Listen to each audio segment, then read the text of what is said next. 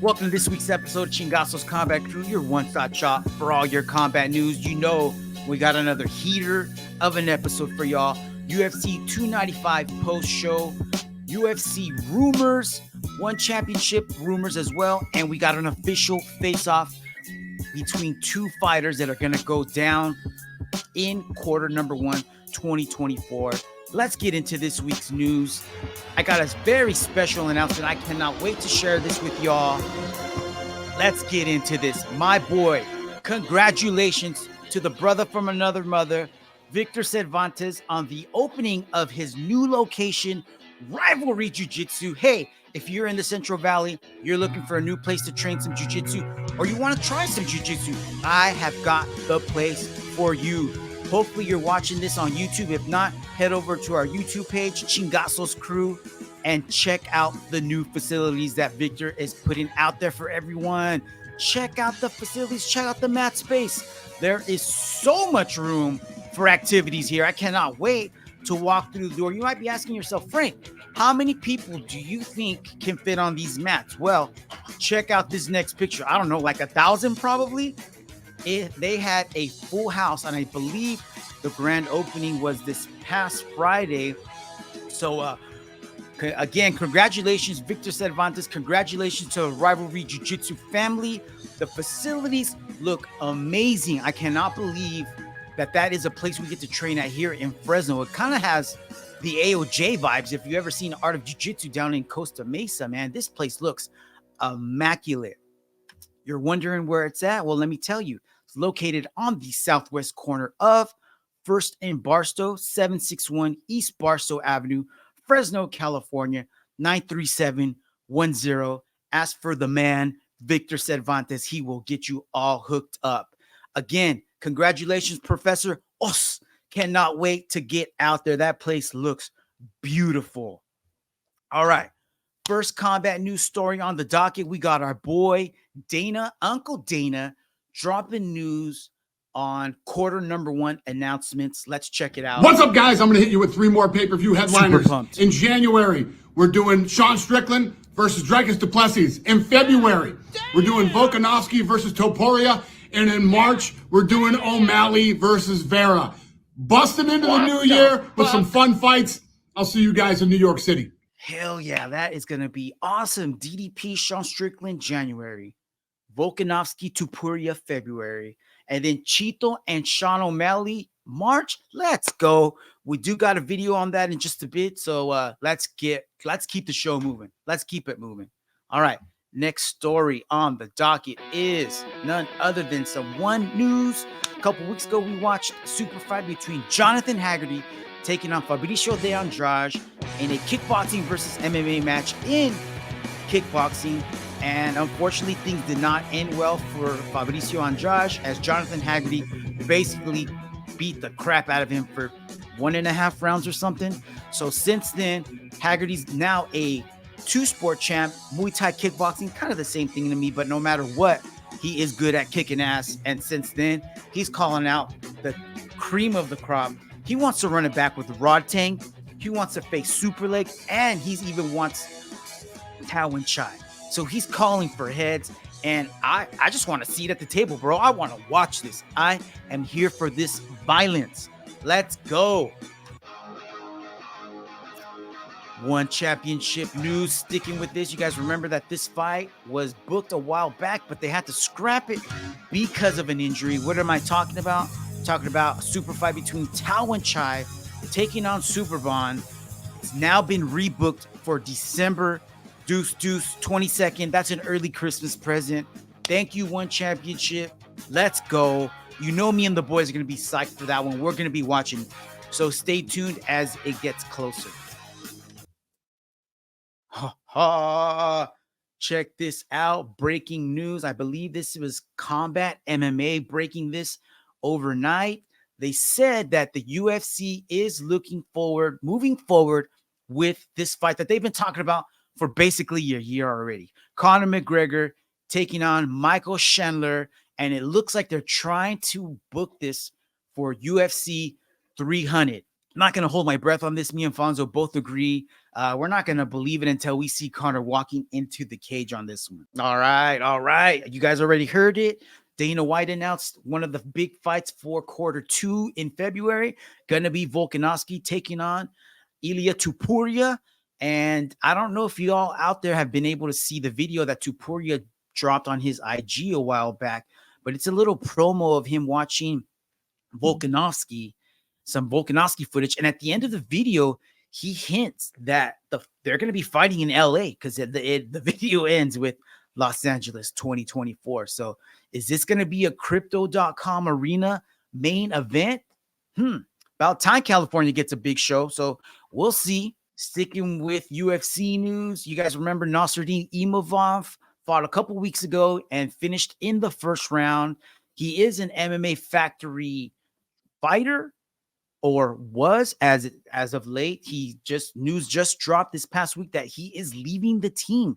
One of many fighters. I mean, Francis started the leave a long time ago, and I can't remember who else left before Nasruddin, but I don't know if this is good.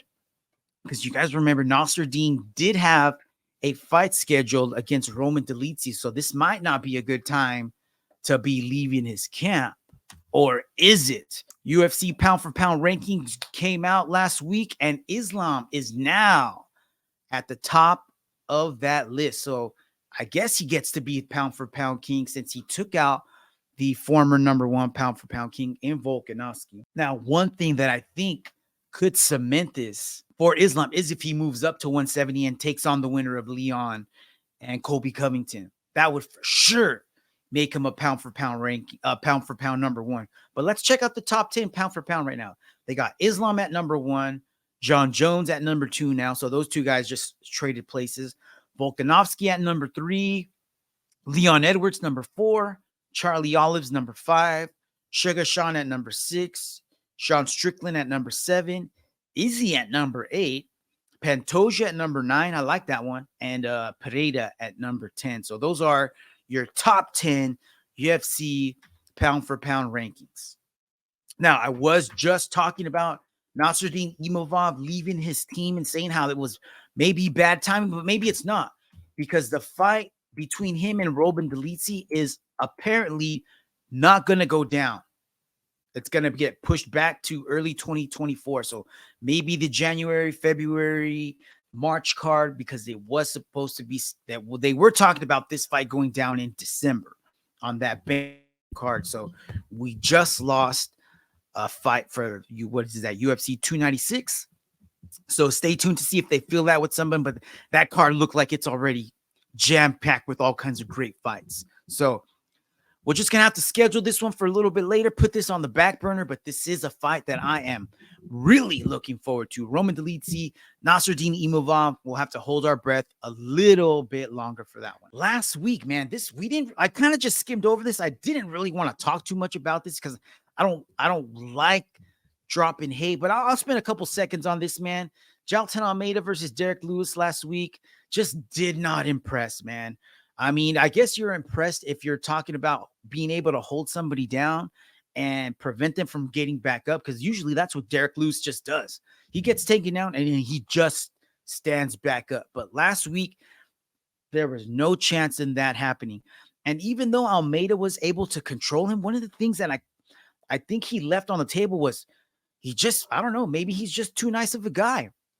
He landed like 30-something strikes in 5 rounds of fighting, and that's just not going to cut it when you're trying to move to the top of his division. So he didn't really impress anybody. I'm sure Dana is not going to look at this as a favorable win in the future. So Jailton, do yourself a favor. If you're going to work that hard, start dropping them bows, bro. Start dropping them elbows. I'm sure that's going to be something he's going to be working on in the very near future. I'd be interested to see if he brings somebody from the outside to show him how to do that, because he's got no problem dominating somebody down on the ground. Now he's just got to add this one extra piece to his game, and he is going to be very, very dangerous. All right, check this out. We talked about this a couple weeks ago, I think. Anthony Pettis going to be taking on Benson Henderson in the Karate Combat Arena. Let's hear Here we got Anthony Pettis dropping a little announcement about Anthony Showtime Pettis here. Just want to give a little insight on my fight coming up December 15th, but this time inside the Karate Combat League. I'm fighting Benson Henderson, a guy that I have a lot of history with. We fought in WEC, we fought in the UFC. Now we face off this time inside Full Contact Karate Rules, December 15th here in Las Vegas, Nevada. It's crazy because that is the anniversary, 13-year anniversary of the Showtime kick. Nah. So me and Ben have a lot of history. I'm looking forward to this fight. I just want to say, for me, honestly, it's an honor because I come from a traditional martial arts background. I started my career off with traditional martial arts. I still teach traditional martial arts. So I get to go out there and showcase, basically what I'm good at. So come December 15th, make sure you guys are all tuning in. It's going to be sick, man. I'm really looking forward to this. It's going to be a fun fight. Two, like he said, traditional martial artists. I believe Benson Henderson might be like a Taekwondo black belt from his early days. So it's going to get you showcase some skills. So it's going to be fun to see two dudes banging it out, not having to worry about the takedown. All right, moving forward. Check this out. So here, this is a kid that there's not too much information on, but I came across this on Reddit. Kid is only 16 years old. His name is Johan Gazali, and apparently he's going to be on One Friday Night Fights December 8th. So check this kid out. This is a little highlight reel that they put together on him in his last time out. Gazali on the offense. Oh, left return! Which way he shot, Johnny? Oh! Wow! Johan Gazali! Yeah, he just got hands for sure. I tell you what, Chatri Sidyatung has just awarded you with a $100,000 contract. Welcome. That's a 16-year-old with a pro fighter contract and a $100K bonus from his last fight out. So stay tuned. Keep your eyes and ears peeled open for this guy, Johan Gazali. Here's a fight announcement that we really quite weren't expecting, but hey, we'll take it. We'll take it. Song Yadong versus Chris Gutierrez to headline UFC Fight Night in Shanghai. Can't remember if that's a December card or a January card, but it should be coming up pretty soon. So stay tuned for that. We'll get to hear more information about that. Chris Gutierrez, up and comer. If you guys don't remember, he's the guy that I believe flatlined Frankie Edgar in his last fight in the UFC with like a flying knee. And you guys already know about Song Yadong, man. He's just a killer. We were supposed to see him fight Piotr Yan. And then I forgot. Then we were supposed to see Song Yadong versus Rob Font or somebody. I can't remember, but we'll settle on this one. Hopefully they don't have to reschedule this one. Song Yadong, Chris Gutierrez, UFC Fight Night Shanghai. Let's go. Another fight announcement that got announced. This is kind of cool, man. I'm looking forward to this. I really want to see more of Manel Cape because he looks like he is just all about that violence. As you guys remember, he was supposed to fight K. Kara France in his last outing, but K. Kara France had to back out at the last minute because of an injury. We were hoping that fight would get announced, but for some reason, UFC said, Chale, we're going to schedule you against Matthias Nicolau. So this is the second time that these guys have fought. I believe Nicolau won by split decision last time. So maybe there's this will clear up the air and we'll have a consensus winner this time around. So should be an interesting fight. Matthias Nicolau taking on Manel Cape January 13th at the Apex Center on a Fight Night card. So as soon as the date gets closer, I'm sure they'll start filling out that card. So stay tuned to that, and maybe we'll hear somewhere down the line why KKF didn't get offered this fight. Chicken. What the fuck? All right. Another fight that got announced, and they're just pumping out these fight announcements week after week. So we just said January 13th, Matthias Nicolau, Manel Cape. Well, the very next week, January 20th, Jan Blachowicz is going to be taking on the man. He's making his comeback, Alexander Rakic. Rakic, if you're not familiar with him, he has been out for about a couple years now. I think he had a really bad leg injury in his last fight out against, I can't remember who he fought. Beluchin, you remember who he fought? We'll have to look that up. I'll get back to you guys on that. But January 20th, Jan Blachowicz taking on Alexander Rakic. And I would imagine that we might very well get a number one contender for this right here. For sure, a top 3 fighter coming out of it. Another fight announcement, and this isn't official, but it sounds like Mohamed Mokaev is trying to blow some smoke, and he wants all of it. He's calling for a fight against Brandon Moreno because he heard that the UFC is going to be putting on a show in Mexico February 25th. That has not been announced. Not one fight matchup for that card has been announced. So this is the first I'm hearing of it, and it's more as we start to hear more. We'll talk a little bit more about it, but that would be an interesting fight. You know what I mean? This would be, I know Mokaev is super low in the rankings, and this would be probably not smart for Brandon to take. I'm sure Brandon would have no problem with this fight, but it really is not going to do anything for him. Not going to propel him to a championship fight, not going to move him up in the rankings. The only thing that it would do would probably hurt him and give us a fun fight to watch. So we'll see what happens. February 25th, Mexico show. Okay. Dana White announced in March 2024, Sean O'Malley versus Chito Vera rematch, and they met up in New York this last week. This is the first face-off. First time these killers have been face-to-face in quite some time.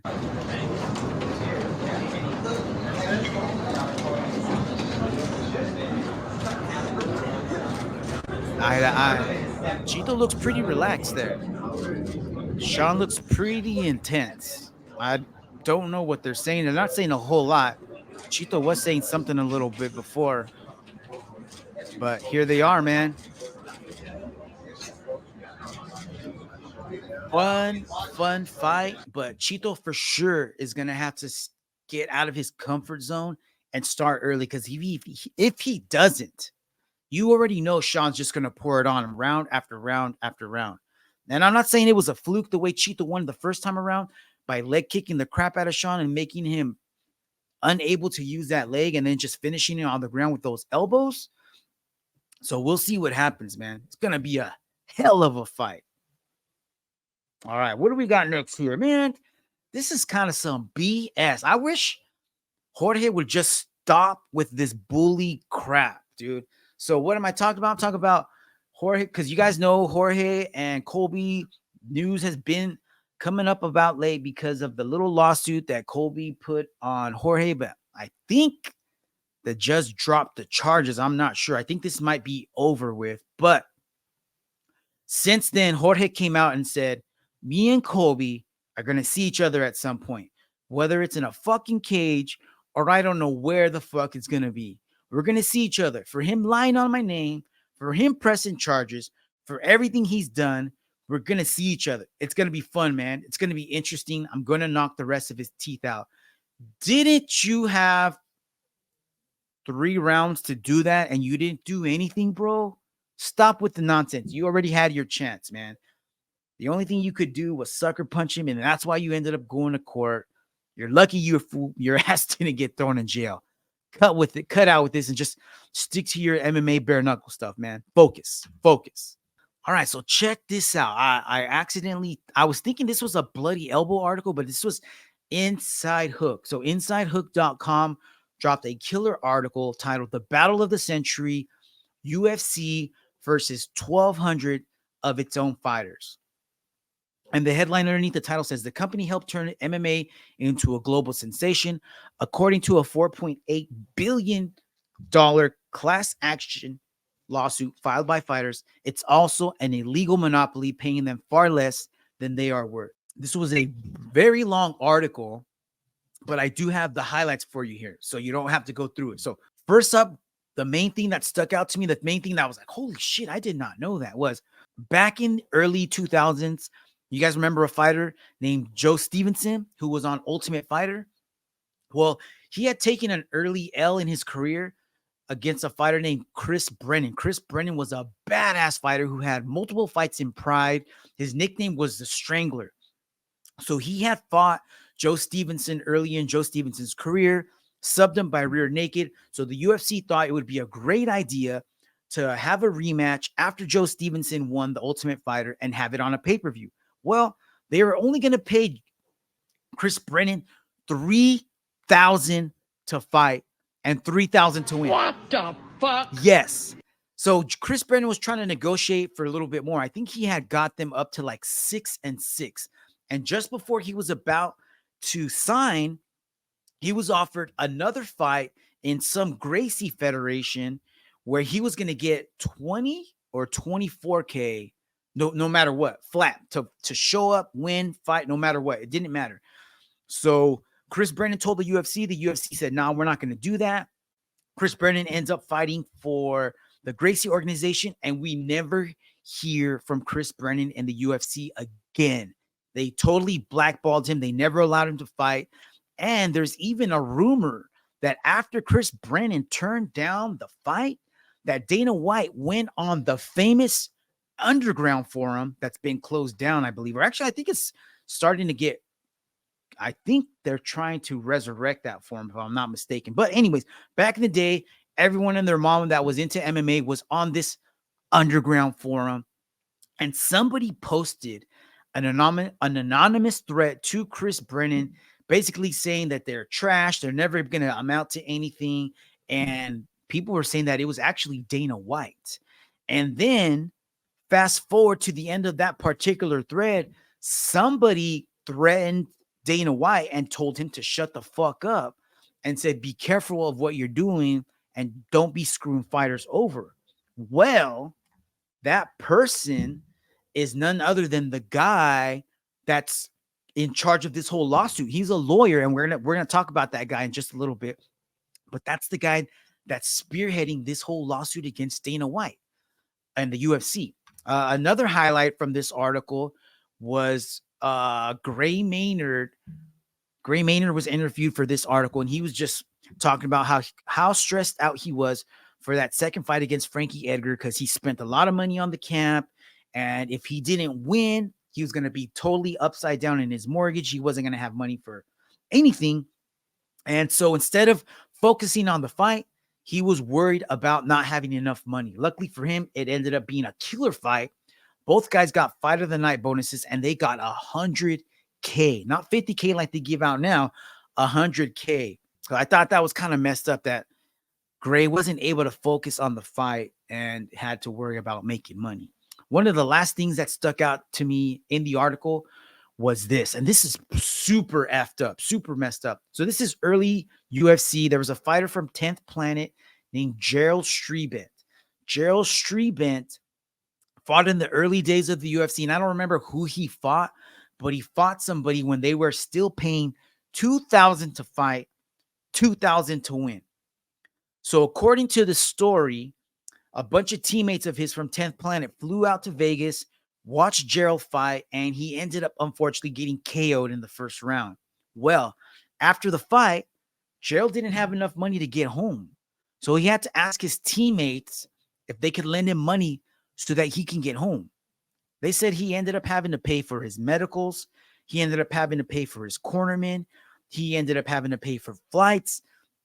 So he ended up having to pay to fight in the UFC instead of getting paid to fight in the UFC. That's just a travesty, man. And you know the UFC just got piles of cash laying all over the place, man. They could have broke down and gave this guy his medicals. They could have quadrupled his pay. They still would have been fine, man. So I know that the lawsuit looks like it's going to be moving forward, but from what we're hearing, still going to be a long ways before the UFC is forced to pay anything out. But until that time comes, we're just going to be hearing more and more stories about how the UFC did these fighters just dirty time and time again.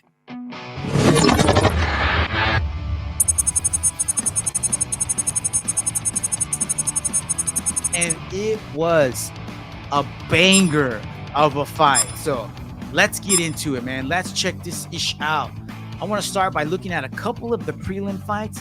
This was Dennis Bazooka taking on Jamal Emerson. I think this was early prelims because this wasn't on the ESPN portion of the card. So again, as you guys all know, YouTube is going to strictly forbid me from putting these clips on, but I'm going to cut them up and I'm going to throw them on social media.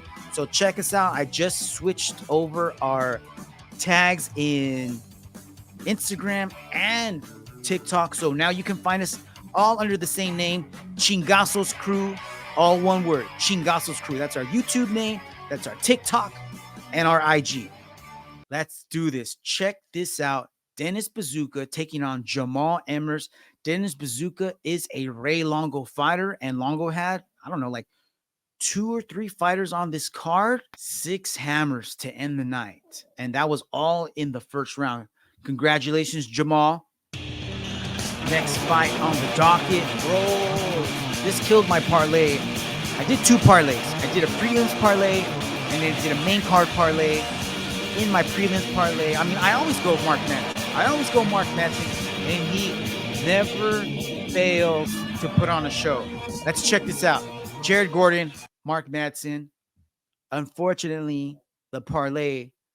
So up until this, what was happening was Madsen was stepping on the gas. He was throwing these crazy looping right and lefts. He was throwing foot jabs right down the pipe. He was effing up Jared Gordon. He wasn't able to get Gordon down, I don't remember, but he was landing hella shots. And then he kind of just seemed to run out of gas, and it was the first round. Jared turned the table. He was able to press Madsen get him up against the cage, and then somewhere around here, he landed a couple right hands, and then that uppercut sealed the Jared Gordon. Why didn't you do that to Patty, bro? Where was this at? All right, so we'll see where you're at now. I didn't think you could do this to Mark, but you beat the shit out of him. So congratulations, Jared Gordon pulls out the W late round 1. Thank you for ruining my parlay. We got it. Whatever, Jared. All right, next matchup. What do we have here? Let's move on to the main card of the pay-per-view. Now, here we got an up-and-coming star in the UFC, I believe. Diego Lopez, fresh off of his triangle armbar finish his last time out, taking on Pat Sabatini. This was grappler versus grappler, but we didn't get to see none of that in this one. Check this out. Awesome. So Diego Lopez throws those right hands, clips Sabatini. Sabatini has nowhere to go, runs into the cage, falls down. And as he falls, he lands on his left arm, and he isn't able to use that to protect himself. And he doesn't know where he's at and cannot wait to see who he gets next. As you guys remember, he did fight Movsar Avalov, I believe is the guy's name, in his first fight on short notice, and he went 3 rounds. I think they need to run that back, man. They should run that back because this dude is going to be a menace. All right, dudes. Man, this fight, Matt the Steamroller Favola taking on the God of War, Benoit Saint-Denis. This was a banger of a fight. This was everything we expected and more. Because you guys know Steamroller, he's got them hands. And just like the name says, he just comes forward. Benoit Saint-Denis, you guys remember we were talking about him on the 295 Parlay Super Show. He's a bully. He's a bully, and he just uses all his strength. And I was saying, he doesn't look like he has a lot of technique. He just bullies people. Boy, was I wrong. Was I wrong? Was I wrong? Favola came out aggressive in this. He was definitely working takedowns. He shot in a couple of times. He might have been using too much strength because he kind of looked like he got a little bit tired.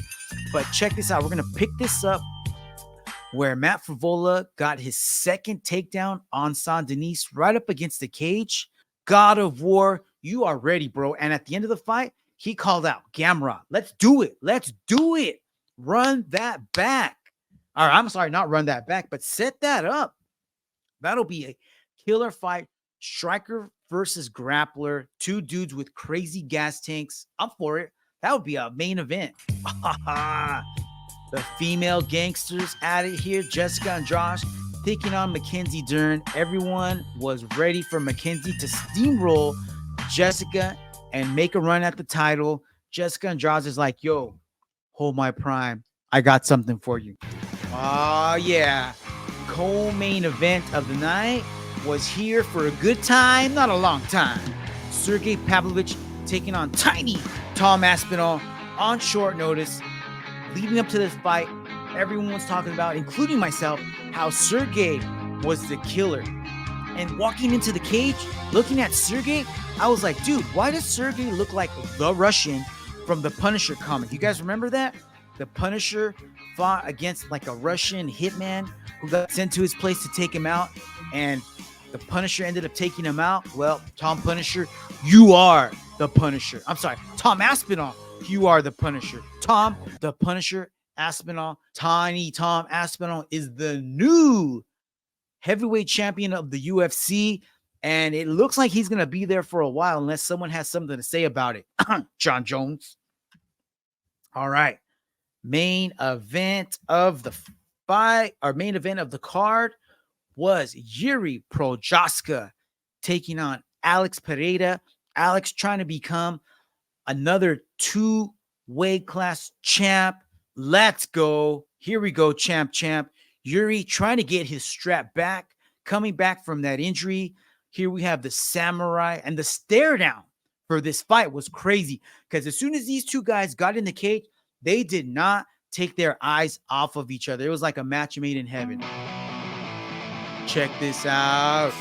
They both met in the middle. And so let me tell you this. This is the second round. Up until this, Yuri had, let's see, round 1, Alex landed a few leg kicks. It looked like Yuri's leg was starting to hurt. So what does he do? Shoots for a takedown, takes Alex down for the remainder of the fight, ends the first round. Yuri 10-9. Round 2 comes out, and I don't remember if that's when Alex, oh no, Yuri did not shoot a takedown in this one. So at first glance, everyone was thinking that it was an early stoppage, but even Yuri agreed that at the end, he said he was out. He had no idea where he was at. So shout out Alex, 2-time champ now. We'll see who's next. That is a wrap, everyone. Thank you for tuning in. Thank you for watching. Don't forget to check us out on our social medias. We're all now under the same banner, Chingazos Crew, on YouTube, Instagram, TikTok. Hey, have a wonderful week. Stay safe. Let's get ready for Thanksgiving week. See y'all next week. Chingazos Combat Crew out.